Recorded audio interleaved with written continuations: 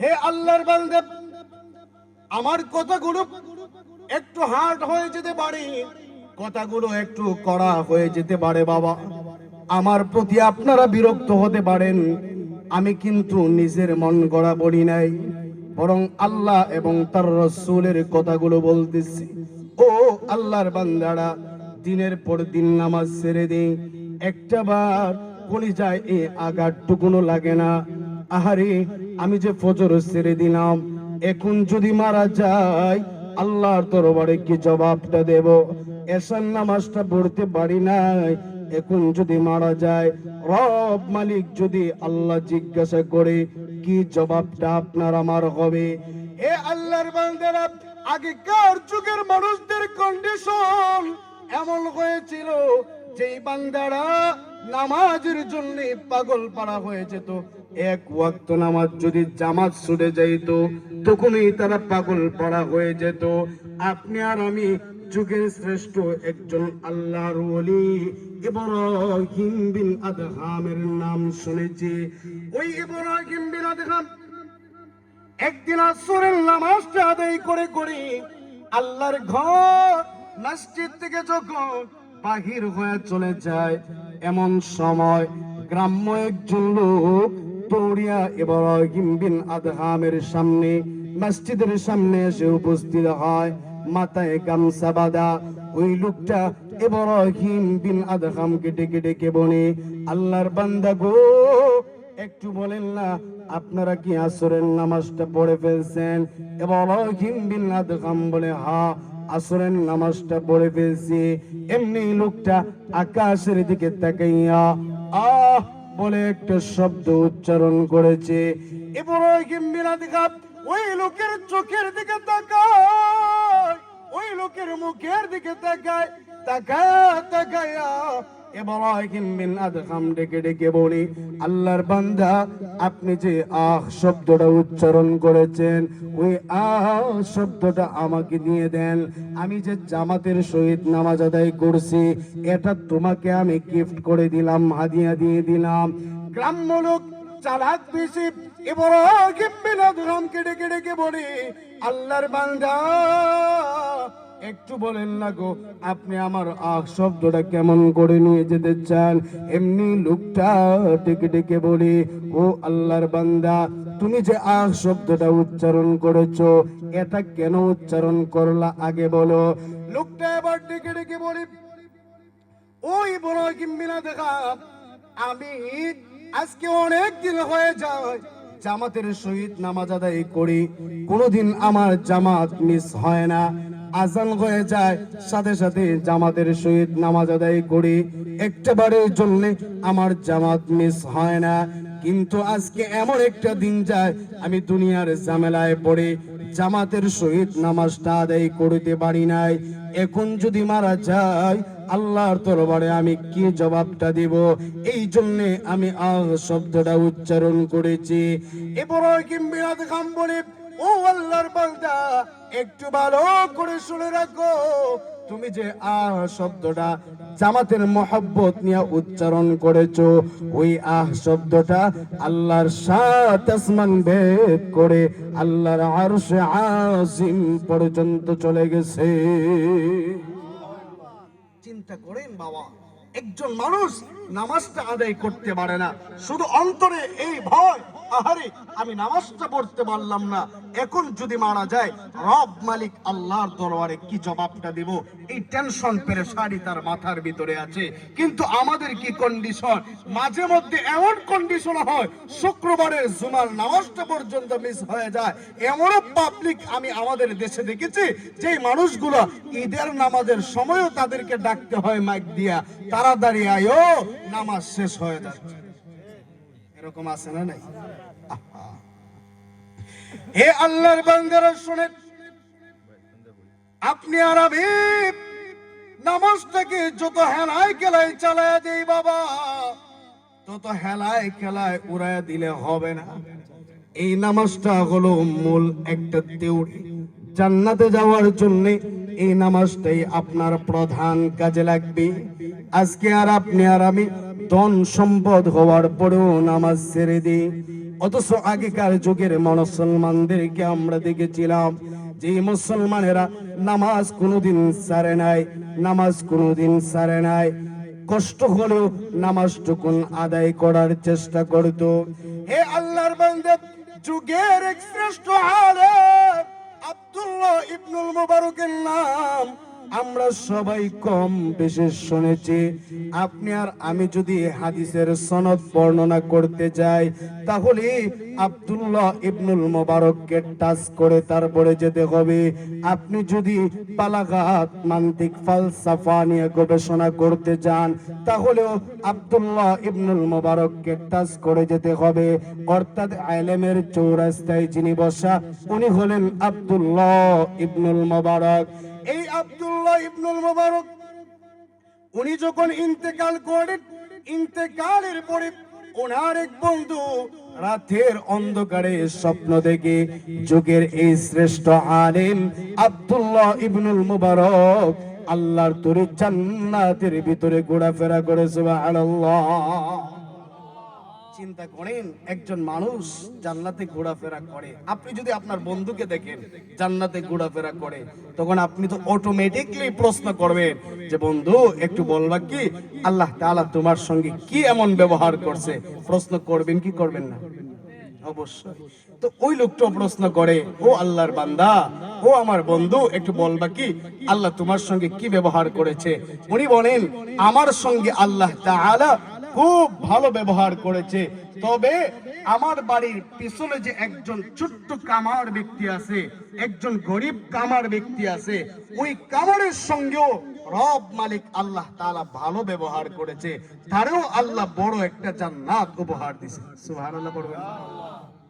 চিন্তা করেন, সাধারণ আপনার বাড়ির পেছনে বা আশেপাশে যদি আপনার চাইতে নিম্ন শ্রেণীর গরিব মানুষ এ জান্নাতে চলে যায়, অবাক হয়ে তো আপনি অবশ্যই প্রশ্ন করবেন, আরে এই লোকটা কেমনে জান্নাতে চলে গেল? ওই লোকের ঘুম ভাঙ্গার সাথে সাথে দৌড়িয়া যায় ওই কামার ব্যক্তির বাড়িতে। মনে রাখবেন বাবা, এই লোকগুলো খাঁটি আল্লাহর ওলি হতে পেরেছে, এমন এমন কিছু ইবাদত বন্দেগী করেছে। আমল কিন্তু আহামরি বড় করতে হবে এমনটা না। রব মালিক আল্লাহ বলেন নাই ওয়াবতাগু ইলাইহিল ওসিলা, আপনি ওসিলা তালাশ করেন আর এই ওসিলা দিয়া আমি তোমাকে জান্নাত পর্যন্ত পৌঁছায় দেব। সুবহানাল্লাহ। এমন সময় ওই লোকটা দৌড়িয়া যায় কামারের বাড়িতে গিয়া টাকা দেখে কামারের ছোট্ট ছোট্ট বাচ্চাগুলো খেলাধুলা করে জিজ্ঞাসা করে, ও কামারের ছোট্ট বাচ্চারা, বলবা কি বাবা তোমাদের বাবার এমন কি আমল যে আমলের কারণে আল্লাহ তাআলা বড় একটা জান্নাত উপহার দিয়েছে?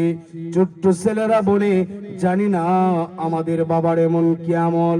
জান্না গো, একটু আমাদের মায়ের সঙ্গে গিয়ে আপনি কথা বলেন। এমনি ওই মহিলাকে পর্দার আড়ালে আসার জন্য বলা হয়।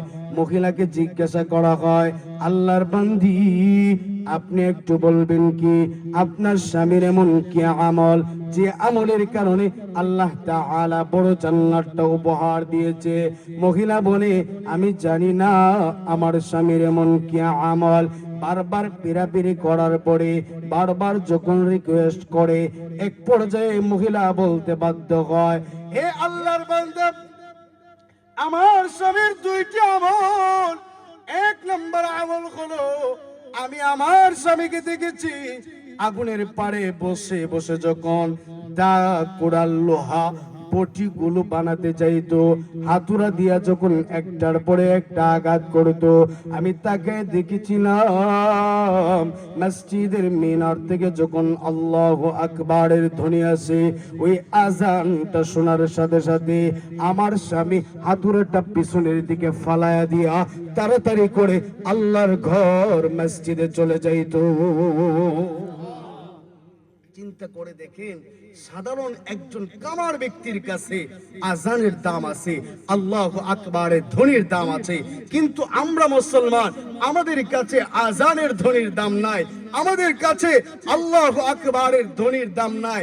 এই জন্যই মাঝে মধ্যে দেখা যায় বাংলার জমিনে এমন কতগুলো অসভ্য আছে যারা কিনা আজানের বিরুদ্ধে লিগ্যাল নোটিশ পাঠায় আদালতে যে আজানের সাউন্ড নাকি তার কানে গিয়ে সমস্যা হয়।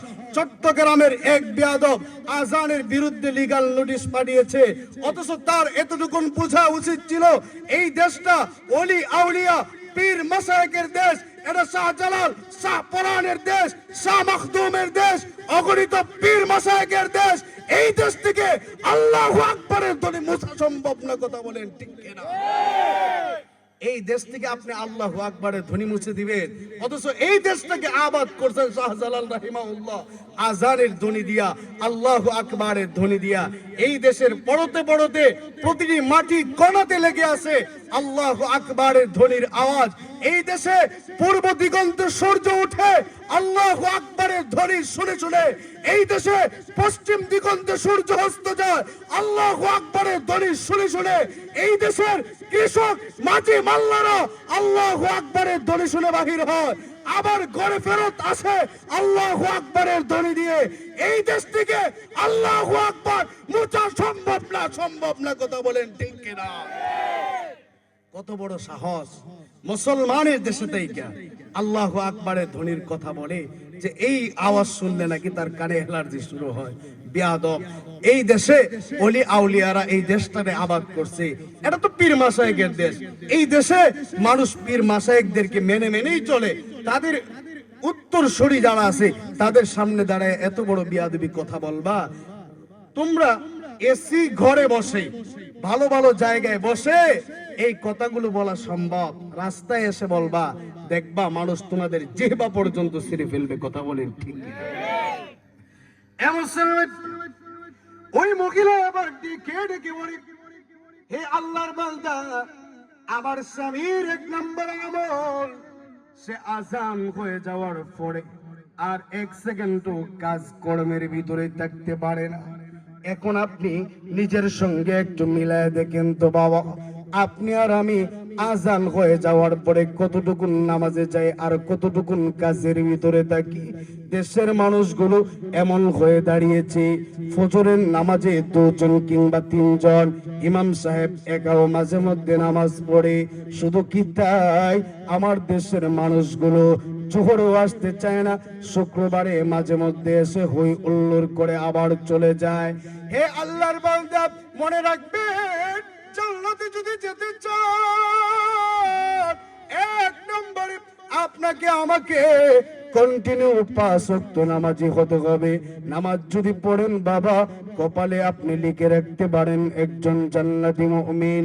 আল্লাহর বান্দা মহিলা ডেকে ডেকে বলে, আমার স্বামীর 2 নাম্বার আমল হলো, আমি যখন আমার স্বামীকে দেখেছি রাতের অন্ধকারে কাজ কর্ম ছেড়ে দিয়া সুন্দর করে নামাজ আদায় করে খাবার কে আমার সঙ্গে যখন ঘুমোতে যাইতো, ঘুমানোর এক পর্যায়ে আমি তাকে দেখি রাতের 2টা কি 3টা বাজে, আমার স্বামী আর আমার পাশে নাই। টেনশন পেরেশানিতে গড়ের দিক বেদিক ছুটে বেড়াই, বাহিরেও যাই, দিক বেদিক ছুটে বেড়ায় আমি তাকে দেখি কোথাও আমার স্বামীকে দেখা যায় না। একটা পর্যায়ে আমি দৌড়িয়া যাই যুগের শ্রেষ্ঠ আলেম, যুগের শ্রেষ্ঠ ধনী আব্দুল্লাহ ইবনুল মুবারকের বাড়ির সামনে।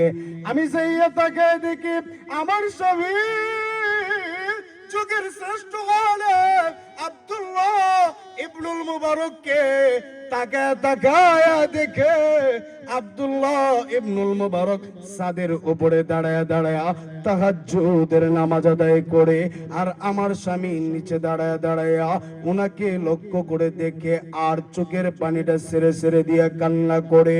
আমি ওনার পাশে গিয়ে দাঁড়াই, আমি ওনার কান্নার আওয়াজ শুনতে পাই।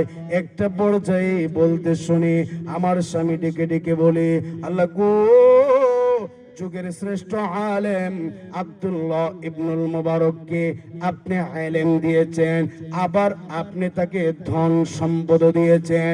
ধন সম্পদের কারণে ওই লোকটা মানুষের বাড়ি বাড়ি গিয়ে কাজ করতে হয় না। আব্দুল্লাহ ইবনুল মুবারক ইলম থাকার কারণে কোন সময় কোন আমল করতে হয় সেটাও সে ভালো করে জানে। ও মালিক, কাল কঠিন কিয়ামতের ময়দানে আপনি তাকে আহলান ওয়া সাহলান বলে বলে আপনি জান্নাতে পৌঁছায় দিবেন। আয় মালিক, এলাকার লোকেরা আমাকে কামার কামার বলে ডাকে, লোহার লোহার বলে ডাকে।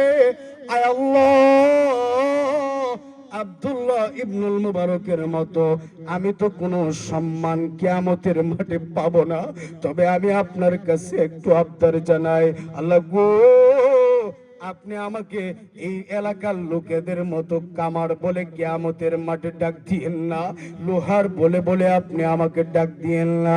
কাল কঠিন কিয়ামতের ময়দানে আপনি আমাকে আপনার খাঁটি গোলাম আর বান্দা হিসাবে একটা ডাক দিয়ে দিয়েন। সুবহানাল্লাহ। এ আল্লাহর বান্দারা, আমার মূল কথা বোঝানোর উদ্দেশ্য, একজন সাধারণ কামার ব্যক্তি আজানের মহব্বতের কারণে, নামাজের মহব্বতের কারণে ওই ব্যক্তি যদি, সাধারণ ব্যক্তি যদি জান্নাতে যেতে পারে, আপনি আর আমি এখানে যারা আছি রে বাবা, আমরা তো এখানে কেউ কামার না, সাধারণ কোন লোক না। প্রতিটি মানুষের ধন সম্পদ আছে, টাকা আর পয়সা আছে। আল্লাহ যদি কাল কঠিন কিয়ামতের ময়দানে ওই কামারটাকে আপনার আমার সামনে এনে দিয়া বলে, একটু বলো তো কেন নামাজ পড়ো নাই, আপনি আর আমি কামারের দিকে তাকায় তাকায় কোনো জবাব দিতে পারবো না। হে আল্লাহর বান্দারা, আমি আপনাদেরকে বলে যাই, আপনি আর আমি কন্টিনিউ যদি 5 ওয়াক্ত নামাজ পড়ি, কপালে আপনি আর আমি লিখে রাখতে পারি আপনি আর আমি একজন জান্নাতি মুমিন। আর যদি কন্টিনিউ 5 ওয়াক্ত নামাজ না পড়ি, কোথায় যাব সেটা নিজেই নিজেকে প্রশ্ন করলে পেয়ে যাব। কথা বলেন ঠিক কিনা? নিজেই নিজেকে জিজ্ঞাসা করে, হুজুর আপনাকে ওয়াজ করে বলতে হবে না আপনি কোথায় যাবেন, নিজেই নিজেকে প্রশ্ন করলে আপনি পেয়ে যেতে পারেন। আপনি আর আমি জান্নাতি আর জাহান্নামী আমাদের মধ্য থেকেই হবে। জান্নাতীরা ওই দিন প্রশ্ন করবে, মা সালাকাকুম ফি সাকার, কিসের জন্য জাহান্নামে আসলা? জাহান্নামীরা সর্বপ্রথম যে জবাবটা দিবে, ক্বালু লাম নাকু মিনাল মুসাল্লিন, দুনিয়াতে আমরা মুসল্লি ছিলাম না, নামাজি ছিলাম না, এই জন্য জাহান্নামে আসছি।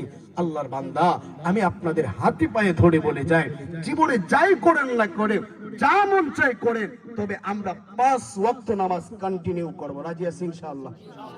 আল্লাহ আমাদের সবাইকে কবুল করুক, সকলে বলেন আমিন। এ মুসলমান, জান্নাতীরা জাহান্নামীদেরকে প্রশ্ন করে, ও জাহান্নামীরা, একটু বলো না কিসের জন্য জাহান্নামে আসলা? জাহান্নামীরা 2 নাম্বার কারণ বর্ণনা করে, ওয়ালাম নাকু নুতঈমুল মিসকিন। 2 নাম্বার কারণ বর্ণনা করে, আমরা দুনিয়ায় থাকাকালীন অবস্থায় গরিব অসহায়দেরকে খাবার দেই নাই, গরিব অসহায়দের দিকে তাকাই নাই। ও আল্লাহর বান্দা, একটু নিজের দিকে লক্ষ্য করে দেখেন তো, আপনি আর আমি কি গরিব অসহায়ের দিকে তাকাই কিনা? আমার বাড়ির আশেপাশে কত গরিবরা আছে, কত অসহায়রা আছে। আপনি আর আমি তিন বেলা গরুর গোশত দিয়া ভালো ভালো খাবার খাই, কিন্তু আমার পাশের বাড়ির মানুষগুলো খাবার খেতে পারলো কি পারলো না, একটা বারের জন্য আপনি আর আমি জিজ্ঞাসা করি না? এ আল্লাহর বান্দারা, দুনিয়াতে কত মানুষ অনাহারে চলে, অনাহারে থাকে, একটা বারের জন্য আপনি আর আমি তাদের খোঁজ খবর নিতে চাই না। আল্লাহ তাআলা কাল কঠিন কিয়ামতের ময়দানে আপনাকে আমাকে ডেকে ডেকে বলবেন, আল্লাহর বান্দা একটু বলো না, দুনিয়ায় থাকাকালীন অবস্থায় আমি তোমার কাছে খাবার চেয়েছিলাম, তুমি আমাকে ফিরায় দিয়েছিলা, আমি অভুক্ত দিয়েছিলাম, আমি খাবার পাই নাই, আমি অনাহারে ছিলাম, একটা বারের জন্য তুমি তো আমাকে খাবার দাও নাই, কেন দাও নাই একটু বলো? ওই সময় আপনি আর আমি রব মালিক আল্লাহকে ডেকে ডেকে বলবো, আল্লাহ গো, আপনি যদি আমার কাছে খাবার চাইতেন, আমি তো আমার কলিজাটা কেটে আপনাকে দিয়ে দিতাম। কি বলেন, আপনি আমার কাছে কখন আবার খাবার চাইলেন? আল্লাহ ডেকে ডেকে বলে, তোমার বাড়ির আশেপাশে কত গরিব আর অসহায় ছিল, ওই গরিবদেরকে যদি তুমি একটু খাবার দিতা, তাদের যদি একটু খোঁজ খবর নিয়ে নিতা, তাহলে আমি আল্লাহর খোঁজ খবর নেওয়া হয়ে যাইতো। আর আজকের দিনে আমি আল্লাহ তোমাকে তোমাকে জান্নাতি বানায় দিতাম। সুবহানাল্লাহ। আপনি একটু বাস্তবতা দেখেন আপনার আশেপাশে, আপনার আপন ভাই আজকে অনেক দিন হলো গরিব, আপনি আপনার ভাইটার খোঁজখবর নেন না। আপনার ফুফু গরিব অবস্থায় আছে তার স্বামীর বাড়িতে, একটাবার আপন ব্লাড কানেকশনের ফুফুর খোঁজখবর নিতে চায় না। তার খালা গরিব অবস্থায় আছে, তার আপন চাচা গরিব অবস্থায় আছে, একটাবারের জন্য খোঁজখবর নেয় না। একদিন আমি কুমিল্লাতে ওয়াজ করতেছি, এই কথাগুলো বলতেছি, তো আমাকে বলে হুজুর অমুক আর তমুক কি বলেন, আপন বাপেরই তো খোঁজখবর নেয় না। এমন পাবলিকও আমাদের সমাজে আছে না নাই? আরে মিয়া, জান্নাত কি এটা মামুর বাড়ির মোয়া যে একটু সামনে গেলে জান্নাত পেয়ে যাবেন? আপনি আপনার আপন মানুষদের একটু খোঁজখবর নেন। আজকে দেখবেন আমাদের আপন মানুষদের খোঁজখবর নেয় না, গরিব অসহায়দের খোঁজখবর নেয় না। এই যে গরিব অসহায়দের খোঁজখবর নিচ্ছেন না, এই জন্য আপনি জাহান্নামে যেতে হবে। আল্লাহর বান্দারা, আমি আপনাদেরকে বলবো একটু নিজে একটু কম খেয়ে হলেও গরিব অসহায়দের খোঁজখবর নেন, আত্মীয় স্বজনদের একটু খোঁজখবর নেন। আমাদের দেশের বাস্তব চিত্রগুলো এমন হয়ে দাঁড়িয়েছে, যার টাকা আছে তারই গিয়া দেখবেন, ওই যে দেশীয় একটা প্রবাদ আছে না, তেলা মাথায় কি দেয়? তেল দেয়। আমাদের দেশে যার মাথায় তেল আছে, যে ধনী, তার কাছে গিয়ে দেখবেন দুনিয়ার সব দাওয়াত। আপনার আপন ছেলের বিয়ে, আপনার ছেলের বিয়ে আপনি আপনার আপন ভাইকে আগে দাওয়াত দিবেন, আপনার বোনটাকে দাওয়াত দিবেন, ফুফু খালা যারা আছে তাদেরকে আগে ইনভাইট করবেন, চাচাকে ইনভাইট করবেন। কিন্তু তাদেরকে দাওয়াত না দিয়া এলাকার যিনি বড় বড় নেতা আছে, ধনী আছে, ওই মানুষদেরকে দাওয়াত দেয়। আরে বিয়ার অনুষ্ঠান তো পরেই বাদ দিলাম, শুধু কি তাই, আমাদের দেশে মানুষ ইন্তেকালের পরে 3 দিন 40 হয় কি হয় না? সবাই ঘুমাই গেছে? 3 দিন 40 হয়। এই 3 দিন 40 এটা কার হক বাবা? এটা তো একজন নিতান্তই গরিব অসহায়ের হক, এটা তো কোনো বড় লোকের হক না। এটা তো এলাকার চেয়ারম্যান মেম্বার খাওয়ার কোনো অধিকার নাই, তার এলাকার ধনী যা আছে তার তো খাওয়ার কোনো অধিকার নাই। এটা তো নিতান্তই গরিব অসহায় যারা আছে তারাই খাবে। কিন্তু আজকে দেখবেন 3 দিন 40 যে অনুষ্ঠানগুলো হয়, এই অনুষ্ঠানগুলোর ভিতরেও এলাকার বড় লোকরা স্থান পায়, কিন্তু এলাকার গরিবরা স্থান পায় না। কথা বলে ঠিক কি? এই কথাগুলো যদি বলতে যায় তখন বলে হুজুর মজার মজার কথা বলতে পারেন না, খালি এই ফাউ কথাগুলো এগুলো তো আমাদের উপরে লেগে যায়। আল্লাহর বান্দা, উপরে লাগুক আর না লাগুক, দাওয়াত আসুক আর না আসুক, আমার যেটা প্রাপ্য কথা, হক কথা, সেটা আমাকে অবশ্যই অবশ্যই আপনাকে বলতে হবে। কারণ এই খাবারটুকুন একজন গরিব অসহায়, এই গরিবদেরকে আপনি কেন বঞ্চিত করছেন? সরকার থেকেও মাঝে মধ্যে গরিবের জন্য যখন রিলিফের চাল আসে, এগুলো মেরে খেয়ে ফেলে। আহারে, কেমন এক জায়গায় বাস করি। করোনাকালীন সময়ে আমরা দেখেছিলাম সরকার তৈল দিয়েছিল, এই তৈলগুলো পর্যন্ত মানুষেরা বন্টন করে নিয়ে গেছে বড় লোকরা, গরিবরা পাবে কোন যুক্তিতে? আল্লাহর বান্দারা, এই যে গরিবের হক গুলো আপনি আর আমি মেরে খাচ্ছি, এটার জন্য রব মালিক আল্লাহর দরবারে জবাব দিতে হবে। আপনি যে গরিব অসহায়দের খোঁজ খবর নিচ্ছেন না, কে কোন হালতে আছে, আল্লাহ তো আপনাকে কিছু টাকা দিয়েছে, ধন সম্পদ দিয়েছে, এই ধন সম্পদ পাওয়ার পরে গরিব অসহায়দের যে খোঁজ খবর নিচ্ছেন না, এর জন্য রব মালিক আল্লাহর দরবারে জবাব দিতে হবে। কি বলেন? কথা ঠিক কি?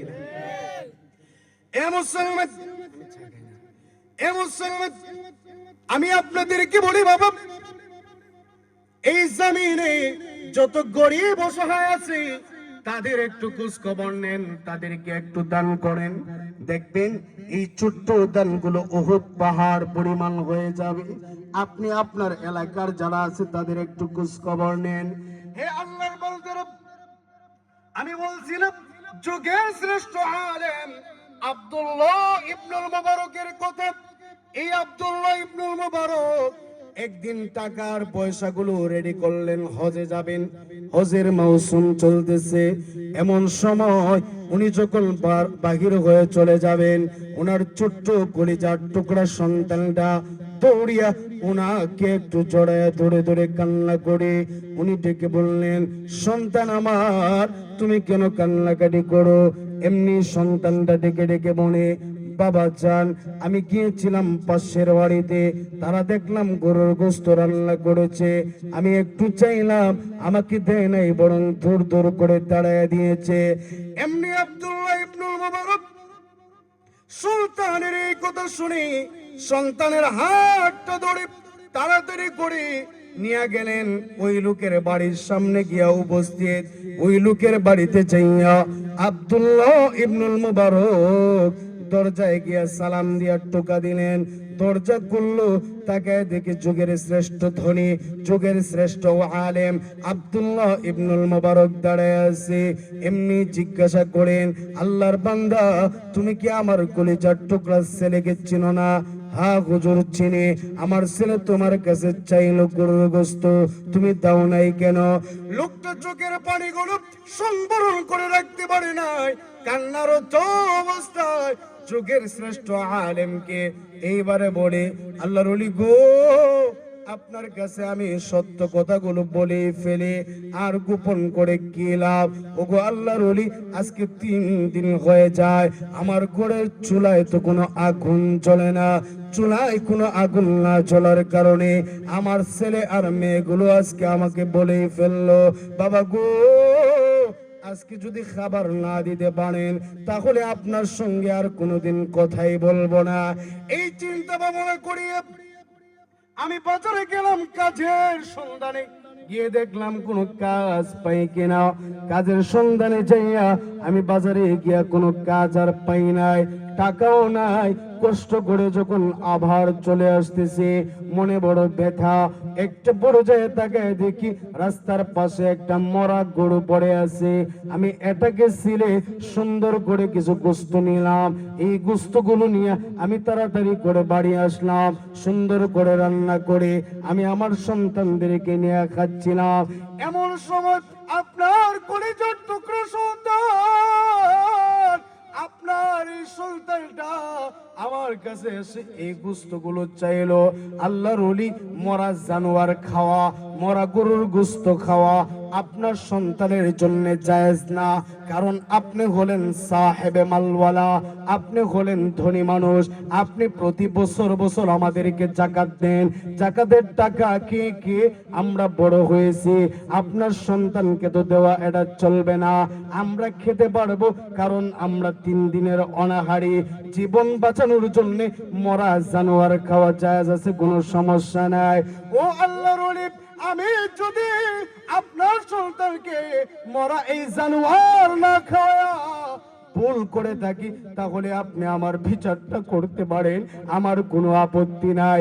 আব্দুল্লাহ ইবনুল মুবারক আর নিজেকে সংবরণ করে রাখতে পারে নাই, চোখটা মুছে আর দৌড়িয়া যায় বাড়ি। বাড়ি যাইয়া যেই টাকা আর পয়সাগুলো রেখেছিলেন হজের জন্যে, ওই টাকার পয়সাগুলো সুন্দর করে প্যাকেট করে ওই লোকের বাড়িতে নিয়ে আসে। এনে দিয়ে দিয়ে বলে, ও আল্লাহর বান্দা, টাকাগুলো তোরে আমি হাদিয়া দিলাম, এই টাকা দিয়া তাড়াতাড়ি করে তুমি বাজারে গিয়া খাবার কিনে নিয়ে আসো। বাকি যেই টাকাগুলো আছে ওই টাকা দিয়া তুমি ব্যবসা করে স্বাবলম্বী হও। আর আমি যে টাকাগুলো দিলাম এটা আমার হজের টাকা, এটা তো আমার নফল হজ, আমি আমার ফরজ হজ বহু আগে আদায় করে ফেলছি। এখন আমি যে হজে যাব সেটা আমার নফল হজ। এই হজে যদি যাই তাহলে আমার সওয়াব হবে, না করলে আমার কোনো গুনাহ হবে না, কারণ আমার ফরজ হজ আমি বহু আগে আদায় করে ফেলছি। আব্দুল্লাহ ইবনুল মুবারক ওই লোকটাকে টাকা দিয়া, শুধুমাত্র টাকাটা দিয়ে ক্ষান্ত হন নাই, লোকের হাতটা জড়ায় ধরছে, আবার বুকের সঙ্গে যায় ডেকে ডেকে বলে, হে আল্লাহর বান্দা, তুমি আমাকে কি শুনাইলা? 3 দিন পর্যন্ত অনাহারে ছিলা, 3 দিন পর্যন্ত তুমি কোনো খাবার পাও নাই, ছেলে মেয়েরও পাও নাই। ও আল্লাহর বান্দা, আমি তোমার কাছে বলে যাই, কাল কঠিন কিয়ামতের ময়দানে আল্লাহ যদি তোমারে জিজ্ঞাসা করে, কিরে বান্দা, তুমি যে 3 দিন অনাহারে ছিলা, তোমার বাড়ির পাশে যে যুগের শ্রেষ্ঠ ধনী মানুষ আব্দুল্লাহ ইবনুল মুবারক ছিল, ওই লোকটা কি তোমার একটা দিনের জন্য খোঁজ খবর নেয় নাই? ওই দিন যদি আল্লাহ আমার নাম ধরে ধরে তোমার জিজ্ঞাসা করে, আমি তোমার কাছে হাত জোর করে বলি, তুমি একটা বারের চললে আমার নামটা ওই দিন উল্লেখ করিও না, আমার নামে তুমি কোনো অভিযোগ করিও না। আমি তোমার কাছে আজকে মাফ চেয়ে নিচ্ছি। ও কৃষ্ণনগরের মুসলমান, খেতামারা গাজীনগরের মুসলমান, আমি আপনাদেরকে বলে যাই বাবা, আল্লাহ পাওয়ার জন্য আপনি দেশের বিভিন্ন জায়গায় দৌড়ান, রাসূল পাওয়ার জন্য আপনি দেশের বিভিন্ন জায়গায় দৌড়ান। আল্লাহ এবং তার রাসূলকে যদি পেতে চান, এলাকার গরিবদের খোঁজ খবর নেন, গরিব অসহায়দেরকে একটু দেখাশোনা করেন। আমি আপনাদেরকে বলে যাই, তাদেরকে দেখতে দেরি হবে, রব মালিক আল্লাহ কবুল করতেও দেরি করবে না। সুবহানাল্লাহ।